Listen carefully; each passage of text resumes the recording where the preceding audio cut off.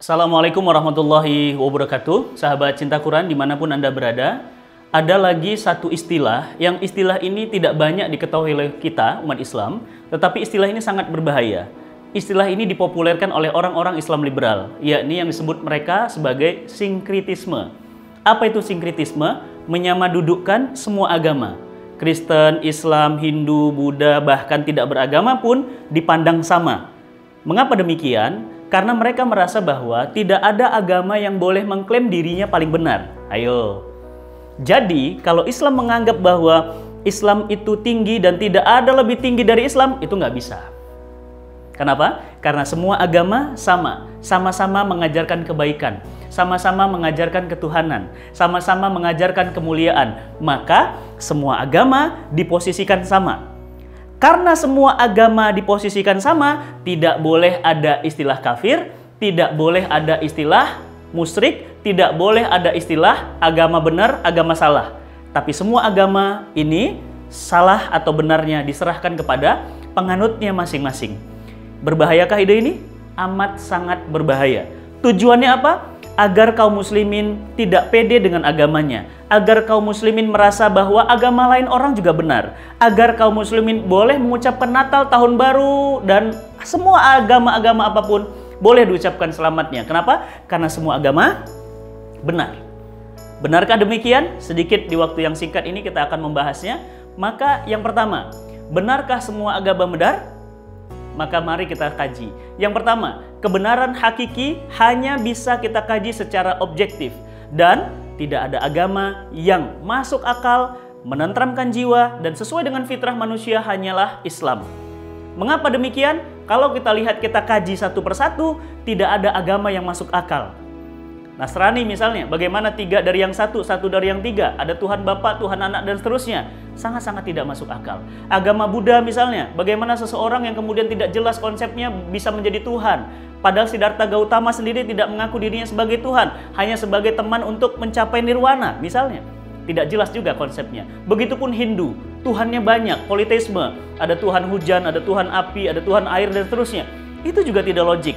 Maka agama yang logik adalah agama yang sesuai dengan fitrah manusia, sesuai dengan akal manusia. Hanyalah Islam. Islam menjelaskan bahwa Allah Subhanahu wa Ta'ala, dia tidak berawal, dia tidak berakhir, dia tidak beranak, dan dia tidak diperanakkan. Maka agama Islam jelas memiliki konsep yang jelas masuk akal tentang konsep ketuhanan. Allah menurunkan Al-Quran, dan Al-Quran sebagai kitab suci tidak ada yang mampu membuatnya sampai hari ini, bahkan sampai kapanpun. Tidak ada yang mampu membuatnya. Pertanyaannya, apalagi yang meragukan Islam? Tidak ada.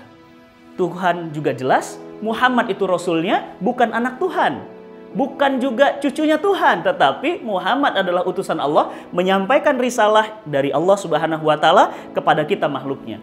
Oleh karena itu, hanya Islamlah agama yang benar. Agama-agama yang lain tidak ada yang benar. Bukan paling benar, tapi tidak benar. La ikraha fid din, qad tabayyana rusdu minal ghayy. Memang dalam Islam tidak diajarkan memaksa orang untuk masuk Islam. Tetapi ketika ditanyakan mana agama yang benar, mana agama yang salah, maka jawabannya satu. Islam adalah agama yang benar, yang lain adalah agama yang salah. Mengapa demikian? Allah Subhanahu wa Ta'ala berfirman, "Wa may yabtaghi ghaira islami dinan fala yuqbala minhu wa huwa fil akhirah minal khasirin." Barang siapa yang mencari agama selain Islam, maka agamanya pasti tertolak, dan di akhirat dia termasuk orang-orang yang merugi. Bahkan Allah Subhanahu wa Ta'ala berfirman, "Al-yauma akmaltu lakum dinakum wa atmamtu 'alaikum nikmati wa raditu lakum Islam Madinah." Hari ini telah aku sempurnakan agamamu. Berarti agama-agama yang ada dan turun sebelum Islam sama sekali tidak sempurna, tidak layak jadi agama kita saat ini. Dan Allah katakan apa? Wa atmamtu 'alaikum nikmati, dan telah aku cukupkan nikmat. Artinya tidak ada agama lagi yang membawa kenikmatan kepada manusia kecuali hanya Islam. Dan yang ketiga, wa raditu lakum Islam Madinah. Islamlah agama yang diridhoi Allah. Tidak ada agama lain yang Allah memberikan ridho kepadanya. Lantas, ide sinkritisme tujuannya adalah menyamadudukkan semua agama. Ujung-ujungnya tidak usah bawa agama dalam urusan negara. Tidak usah bawa agama dalam urusan ekonomi. Tidak usah bawa agama urusan pemerintahan. Tidak usah bawa agama dalam urusan rumah tangga. Kenapa? Karena agama itu sama. Maka boleh menikah muslim non-muslim. Boleh menikah dengan musyrik sekalipun. Boleh bahkan tidak menikah. Bahkan tidak beragama sekalipun. Boleh. Hati-hati. Ide sinkretisme ini berbahaya, dia akan merasuk ke dalam benak kaum muslimin dan akan menjadi pemahaman umat Islam bahwa ide sinkretisme ini dianggap tidak berbahaya, padahal bahayanya amat sangat luar biasa. Oleh karena itu sahabat cinta Quran yang dirahmati Allah, sinkretisme adalah ide yang dilontarkan oleh kaum liberal bertujuan agar kaum muslimin tidak menggunakan Islam dalam kehidupan alias memisahkan agama dari kehidupan.